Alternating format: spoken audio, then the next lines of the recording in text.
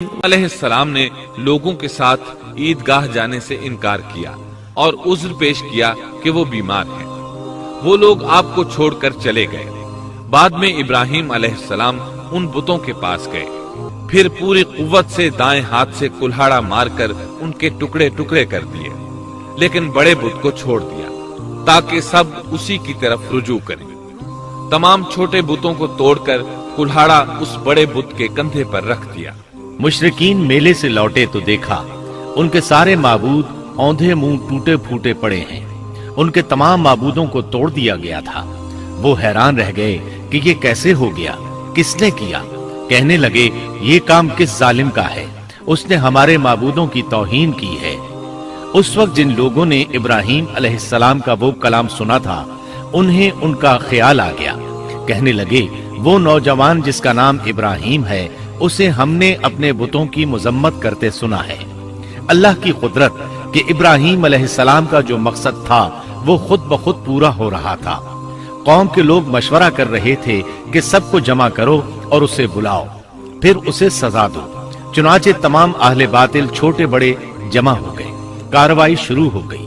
کہنے لگے اے ابراہیم، ہمارے معبودوں کے ساتھ یہ لغو حرکت تو نے کی ہے۔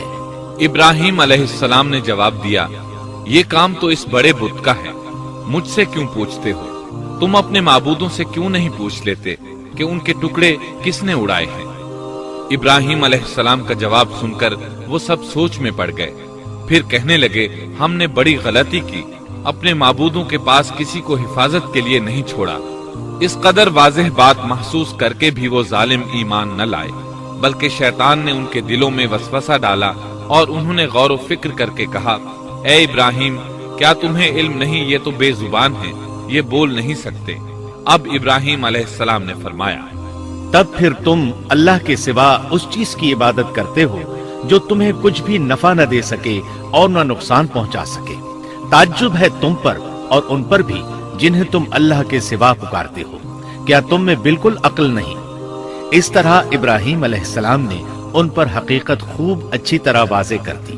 ان سے فرمایا تم ان کی پوجا کرتے ہو جن کو تم خود تراشتے ہو، یعنی ان کا حال تو یہ ہے کہ تم نے ان کو خود اپنے ہاتھوں سے تراشا اور ان کی عبادت کرنے لگے، جبکہ تمہیں اور تمہاری بنائی ہوئی چیزوں کو اللہ ہی نے پیدا کیا ہے۔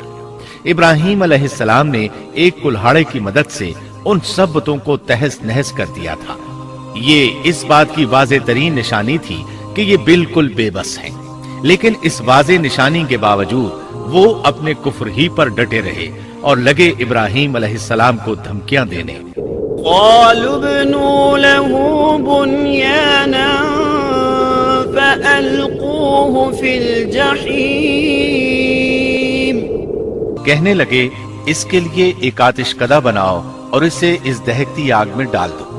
پھر ان لوگوں نے ایک چٹیل میدان کا انتخاب کیا جہاں مٹی نام کی کوئی چیز نہیں تھی۔ اس میدان کو پتھروں کی باڑ کے ساتھ گھیر دیا گیا۔ پھر سب لوگوں کو حکم دیا گیا کہ وہ لکڑیاں جمع کر کے اس گھیری ہوئی جگہ میں رکھیں۔ چنانچہ سب لوگ لکڑیاں جمع کر کے وہاں لانے لگے، یہاں تک کہ عورتوں اور بچوں نے بھی اس کام میں بڑھ چڑھ کر حصہ لیا۔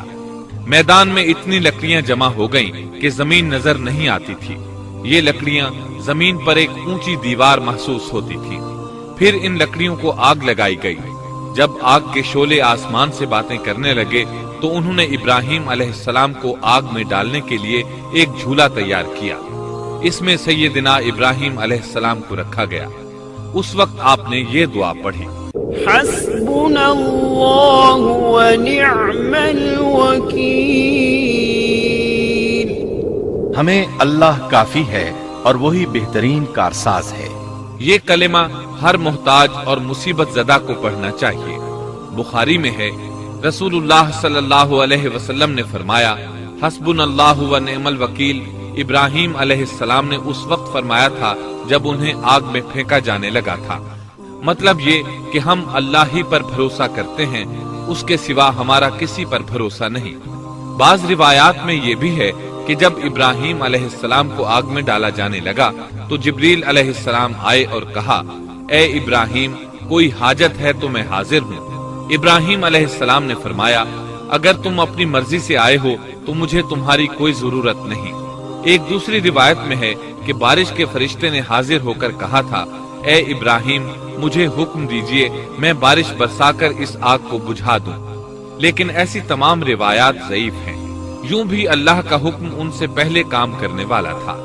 اللہ تعالیٰ سورہ انبیاء آیت 69 اور 70 میں فرماتے ہیں، قلنا يا نار كوني بردا وسلاما على إبراهيم وأرادوا به كيدا فجعلناهم الأخسرين۔ ہم نے کہا اے آگ ابراہیم پر ٹھنڈی ہو جا اور سلامتی والی ہو جا، گو انہوں نے ابراہیم کا برا چاہا لیکن ہم نے انہیں ہی نقصان پانے والا کر دیا۔ چنانچہ جب ابراہیم علیہ السلام کو آگ میں ڈالا گیا تو وہ ٹھنڈی ہو گئی۔ ابن عباس رضی اللہ عنہما فرماتے ہیں، اگر اللہ تعالیٰ آگ سے یہ نہ فرماتے کہ سلامتی والی ٹھنڈی ہو جا تو وہ اس قدر سرد ہو جاتی کہ اس کی ٹھنڈک سے تکلیف محسوس ہوتی۔ گویا آگ بھی اللہ کے حکم کے بغیر نہیں جلا سکتی، چھری اللہ کے حکم کے بغیر نہیں کاٹ سکتی، اس لیے کہ یہ بھی اللہ کی مخلوق ہیں اور ان کی قدرت بھی اللہ کے پاس ہے۔ وہ چاہے تو ان کو قدرت عطا کر دے، چاہے تو قدرت واپس لے لے۔ آگ کو ٹھنڈا ہونے کا حکم ہوا، وہ ٹھنڈی ہو گئی۔ اس نے نہ ابراہیم علیہ السلام کے کپڑے جلائے، نہ جسم کے کسی حصے کو کوئی نقصان پہنچایا، صرف وہ رسیاں جلائیں جن سے آپ کو باندھا گیا تھا۔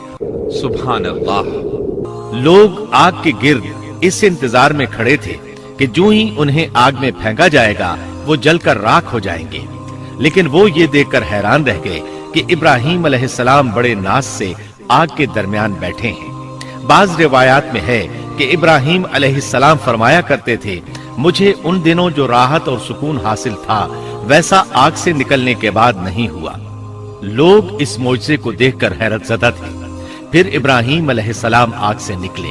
اتنا بڑا معجزہ دیکھنے کے باوجود لوط علیہ السلام کے سوا کوئی شخص پورے بابل شہر سے ان پر ایمان نہ لایا۔ اللہ تعالیٰ فرماتے ہیں، فآمن له لوط، پس ابراہیم پر لوط ایمان لائے۔ مطلب یہ کہ پوری بستی سے لوط علیہ السلام تھے جو آپ پر ایمان لائے تھے، باقی تمام لوگ کفر ہی پر ڈٹے رہے۔ ابراہیم علیہ السلام ان کا رویہ دیکھ کر نا امید ہو گئے کہ اس سے بڑھ کر یہ کون سا معجزہ دیکھنا چاہتے ہیں۔